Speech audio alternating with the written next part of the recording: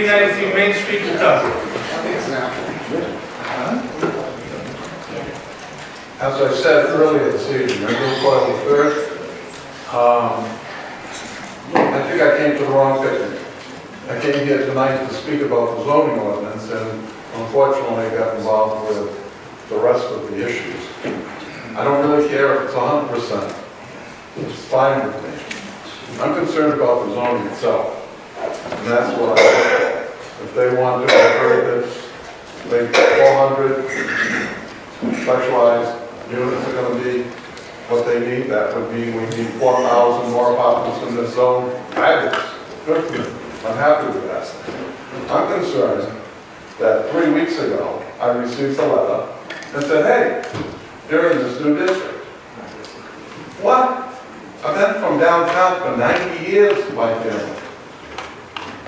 I just found out I'm suddenly in the district. My block has 4 property owners only. One of them, where my office used to be, now called 2 Bailey Street. 9 units down there, okay. $5 million for those 9 units. Parking on, it's now a condo project, that's fine. The city owns the rest, and me, that's it. What used to be Lynch Building, I don't know what's in there now since the sidewalk project.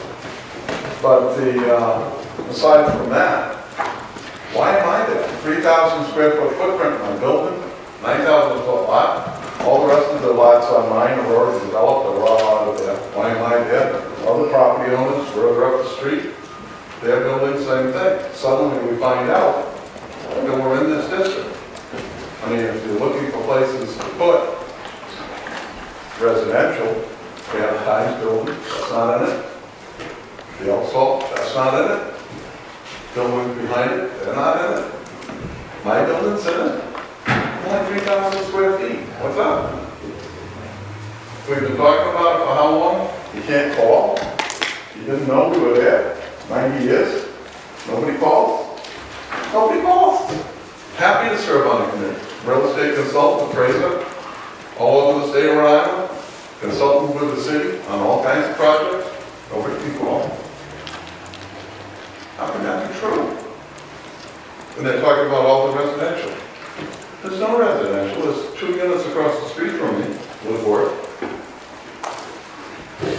and subsidized in condos. That's all there is in downtown. I used to be downtown. Next door was industrial. Changed all the zoning for them. Now suddenly I'm in an overlay district that isn't downtown. How does that happen? And now let's talk about the zoning ordinance itself. We totally take the zoning board out. There's going to be a subcommittee that's going to identify what can and cannot be put in. No more zoning boards? We don't deal with them anymore? Going to have a new overlay commission? But we've had 3 weeks to consider it because we got to get through. I just don't, I'm happy to be excluded. I'm happy to be in the downtown district. Always have been. And we're just surprised at everything. So that was my first one. George and Maggie here, they also have the same similar issues. I'm sure they won't speak up. But don't we get the community involved at all? Any of the neighbors in this project? Apparently not.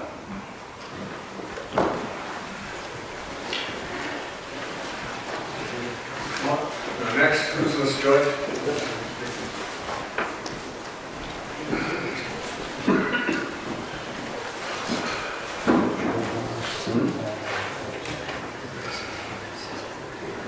George Hobart, 75 Park Place, Pawtucket. Mr. President, members of the council, I'm here tonight because I was pretty concerned also.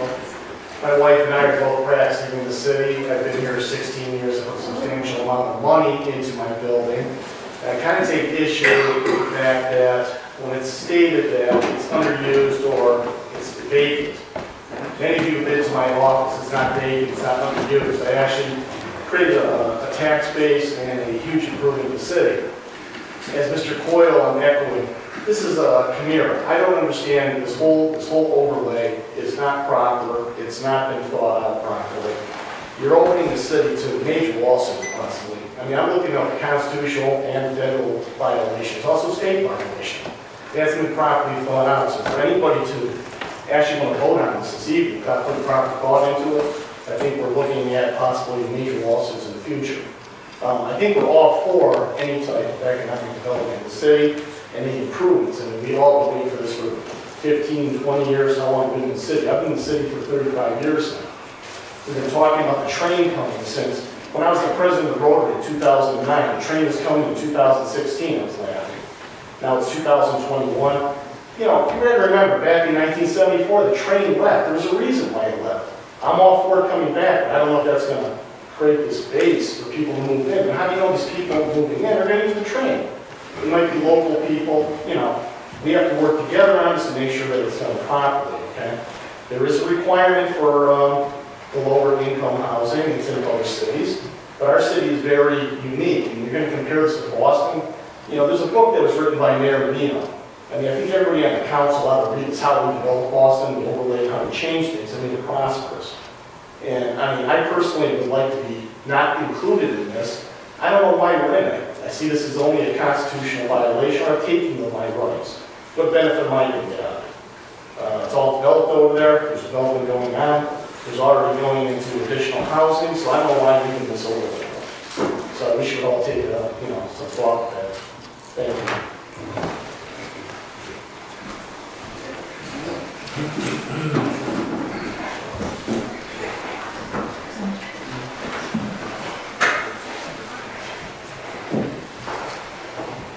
Hello?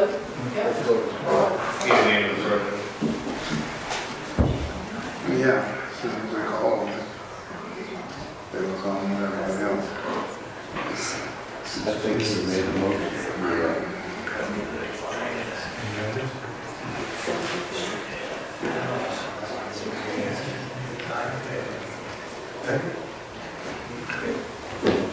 Ms. Mariah Garcia Nelson, 73 Randall Street, Pawtucket. Hello, thank you for holding this hearing and allowing the public to provide input. My name is Mariah and I live at 73 Randall Street in Ward 5.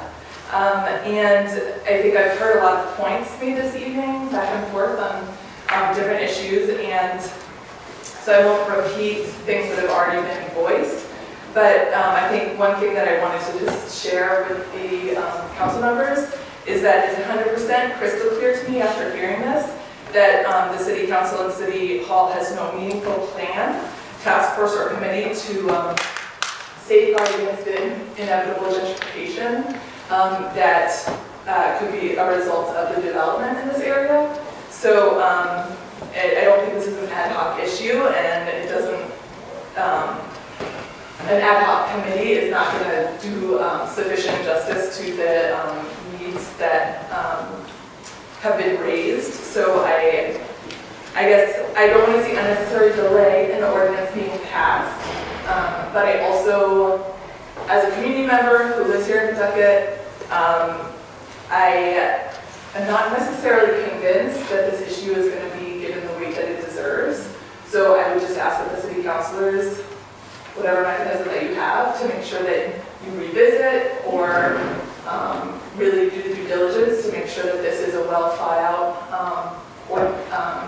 piece of this large development plan, that you would do that. I'd just like to say, you can be assured it'll be much better thought out than what we have before us tonight. Thank you. Sir, you want to come up?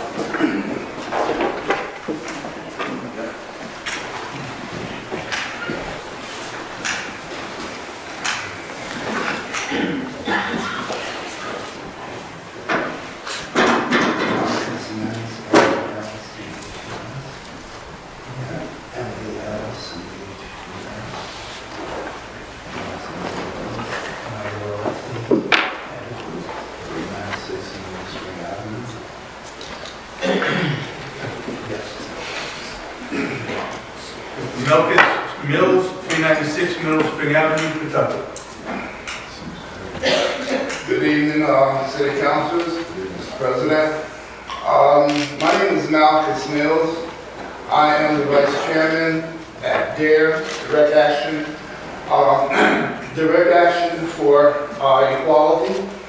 And this is an organization that is based in Providence, and there's where I have been at work. I didn't know that they had the same problems here that they are having in Providence. I urge you not to pass this ordinance without the zoning. Don't do it. Once that happens, that's going to let and lead all developers to come in and say, no, we don't want to do that. And if you let one do it, you're going to have to let another do it, and another, and another. Providence already has its hands full with gentrification and trying to slow it down. This is not the time to pass this ordinance. If they have to go back and get legal find legal people to put the zoning ordinance in it the proper way, then let them do that. Do not pass this ordinance without that zoning. It's not going to work, and it's going to be in the future. It's not going to be a good thing. Thank you. Before we go any further, Council, I have a question for Sue. So all of these properties, listen, I made an assumption that they were involved in a dialogue about this. Right, so we've had a number of hearings. We had the comprehensive plan public hearing. We've met with the planning commission a number of times. This is the first time maybe they've got the legal notice. Did they get notices for the other meeting? No. First of her, they're releasing it.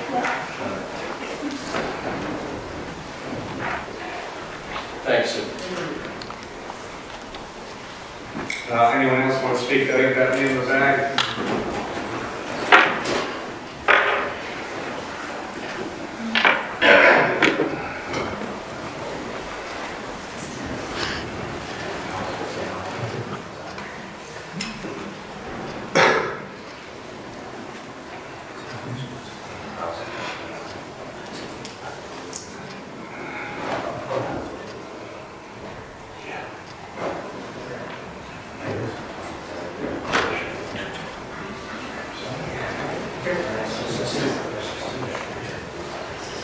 Carlos Garcia Nelson, 73 Randall Street, Pawtucket.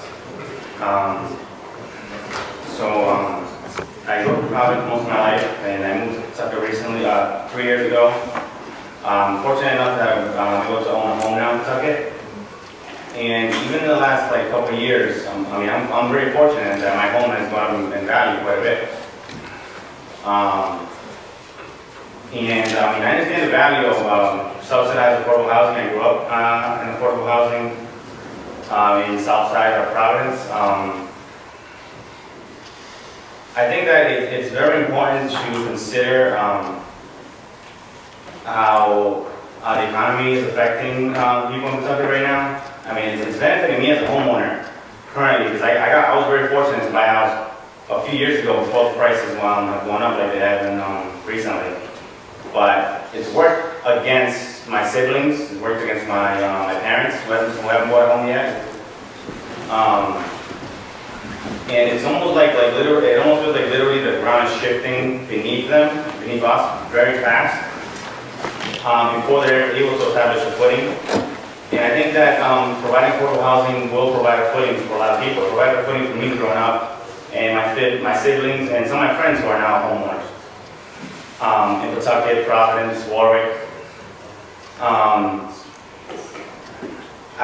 think it's a good idea to bring in development. I think it's a good idea to bring in people from outside the city to live here. But I think that we need to strike a balance. I think that we need to lay a claim on the ground and say, we also have a right to be here also as residents of the state. And we need to come to an agreement where we can work in this economy that's constantly changing, because we haven't had too much power in changing wages. We haven't, Pawtucket is it's a relatively poor financial city. You know, we're making, the average person here is making a bit below the national average. And they need resources, and I think the affordable housing is a very important resource. A job would be another. And we have, you know, we have people that are helping here, the residents here fill out job applications. We have people that are helping people find jobs.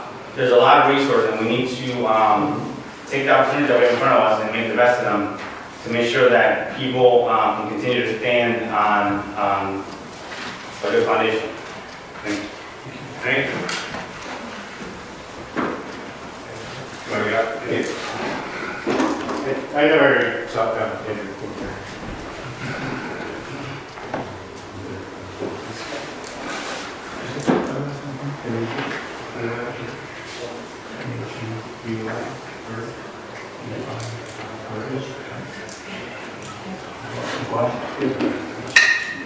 Any others?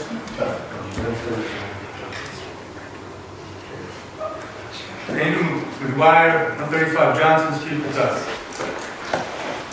All right, I know what you're talking, so I'll just make this quick. Thank you guys for, it sounds like you want to hold the vote on this, which I think is the correct thing to do until we figure it out. And I like to help. So Westerly 1616 is their affordable housing ordinance.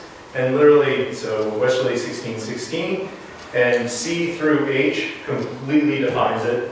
It's a lot of legalese that I don't know what it means, but they got charts and everything, and I honestly think from what I'm reading here, if you guys just look it over and adapt it to this district, it'll work perfectly fine, because this actually divides it by their residential neighborhoods. So we just take it, define it to the one neighborhood, and be good to go. That's all I want to say. And I do thank you again for hopefully holding this vote until we get the things worked out. And I really don't think we should pass it without it. Because again, like everyone said, it's very likely to fall through the cracks. And I already said before, we shouldn't give in to developers. And that's literally what this sounds like. Developers are going to back out if we wait a whole 90 days. If the opportunity is that good for them, they can wait 90 days. Sue, Gene, I had a question for you guys. George Robach, Attorney Robach, who was here earlier speaking, is there any concern about what he's claiming as far as constitutionality issues and stuff? Yeah, I'm not sure where he's going with that. The uses in the Conant thread are very similar to what the uses were or are in the zone right now. They just allow more uses, so I'm not sure what it is. And it's not, it's just to be clear too, it's not an overlay, it's an actual change of what the zoning is. And it hasn't, and like I know we talked a lot about residential, and that's sort of a good point in that it's not intended to be a residential zone. It's intended to be, you know, similar to what the commercial downtown is now, like a mixed use zone. You know, we are trying to make sure that if there are commercial and industrial uses, that they can stay, they can thrive, and they can expand. So I'm not sure what the solution is. That's right. I thought the question, I thought what he was stating too, was that maybe they didn't want to be part of it. No, they had no input on it, so maybe they didn't want to be part of it, but it's almost like they being forced to be part of it. I don't see it be. Yeah, just That's what's happening, exactly. maybe just also echo what Sue said. Constitutes the page, it's what it constitutes, that's the process transition. I had no notice of this, really. I'm sorry, I just also want to emphasize what Sue mentioned earlier, is that existing uses, even if they're rendered non-conforming by this rezoning, have rights as existing prior non-conforming uses. So we're not taking any existing right to use those properties for that particular use. And also in terms of notice requirements, this notice requirement is completely in compliance with the state zoning. So we have all of the state use requirements that are mandated by the state. Councilman Gene, I have a couple follow-up questions on that. Certainly.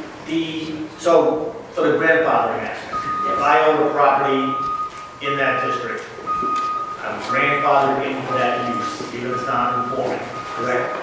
If I would sell that property, does the grandfathering go with the property. If it's the same use. Yes, it does. The use continues with the land. And are there any significant uses that are being prohibited in the district that are already allowed? I think as Sue was alluding to before, some of the heavy industrial uses are the ones that we were making non-conforming uses, and also some of the uses that were, I think what you would call kind of storage types of uses, although warehouse per se is not becoming a non-conforming use. If there was self-storage unit, let's just say, a self-storage unit right now within the district, That- and I owned it, it's not conforming, it's grandfathered in, I want to sell it to Councilor Wilberding tomorrow, or after the passage of the ordinance. Much more For you? He can continue to operate it under a entirely different ownership, continue to operate it in that capacity. Absolutely. Thank you. The other, I mean, office uses and existing and proposed allowable use. There weren't very many uses that were made non-conforming uses, and for the most part, we actually expanded the number of uses that could be permitted in the district. And I think there was also a reference to a new committee being created. I think that what the person was alluding to is that this is an unified development ordinance. And it's actually intended to expedite the process so that if there is a dimensional variance that's required if somebody's coming in with a development project, rather than having to go to both the planning commission and the zoning board, they can have that dimensional variance addressed by the planning commission at the same time. Solely for dimensional variations and things of that nature. Exactly. Thank you. And special use. And especially, We were required to go to 2 different towns too, which puts a burden on the Is property. there any other zone that has that ability? You can't put a 2-family. Then it's an overlay, isn't it? It's not an overlay, it's a new zoning district. It's a new zoning district with an overlay color. no, there's no overlay. You guys bounce right, you all bounce right. I just have a quick question for you. You didn't have to get back up. Some of the discussion that you just had, you were talking about how there really weren't any issues that were going to be, or uses that were affected. So what would be the issue? I don't see the problem with us waiting and really looking at this zoning ordinance, coming back together, bringing people that are business owners in the community that have been here, bringing them to the table so we get something that everybody can agree upon. Is there really that much of an issue if we wait? If there's only a couple uses that are being played with? That's the council's prerogative. Because if there's only a couple uses that are affected, we're talking about storage, we're not really going to be scaring away developers if we wait a little bit to get the ordinance correct. I don't foresee that. Yes.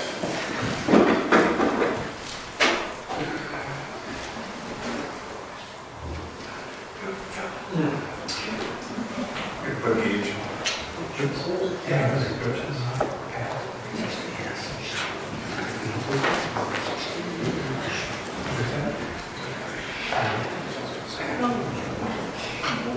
Mr. A. Philip West, Jr., 16 Union Street, Pawtucket. Mr. President and members of the council, this has been a very useful hearing tonight. You've had some important testimony, you've asked some important questions, and then you discovered that there are some property owners who are clearly uncomfortable about what's happened so far. It seems to me that the council will move most effectively if you take this entire ordinance and table it for 60 days and assign questions to resolve these questions. But I don't see how you can move forward with any portion of this until the whole thing is settled. It's a whole package and it has to be done together. So I would urge you to table this and come back with a finished product in 60 days.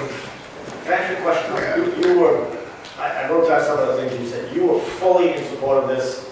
You, if not 15 or 20%, Right. an hour and a half ago. You did also say that if you do it right, which we clearly have not done.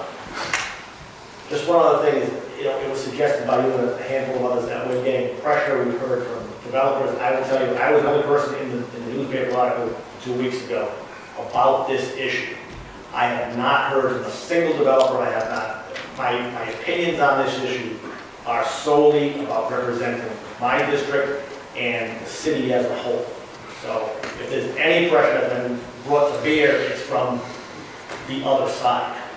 And there was another gentleman in the front talking about having a stiff spine. I think that's what we're trying to do, is have a stiff spine and not have something that's half-baked.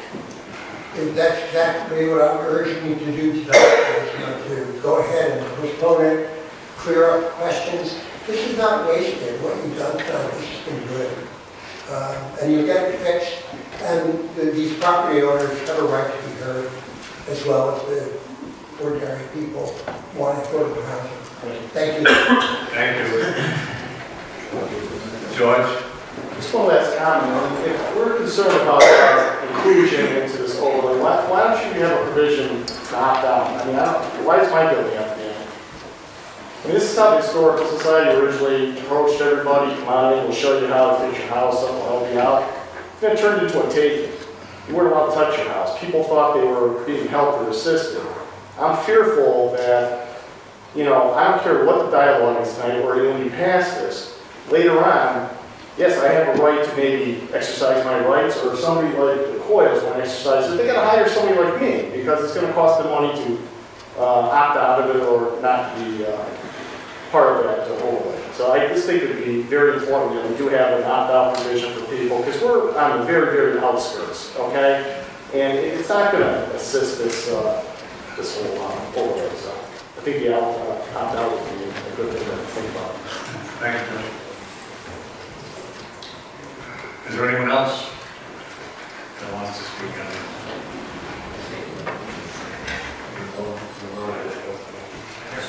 All right. Anyone speak up or down either way? Another declare the public hearing. Yeah.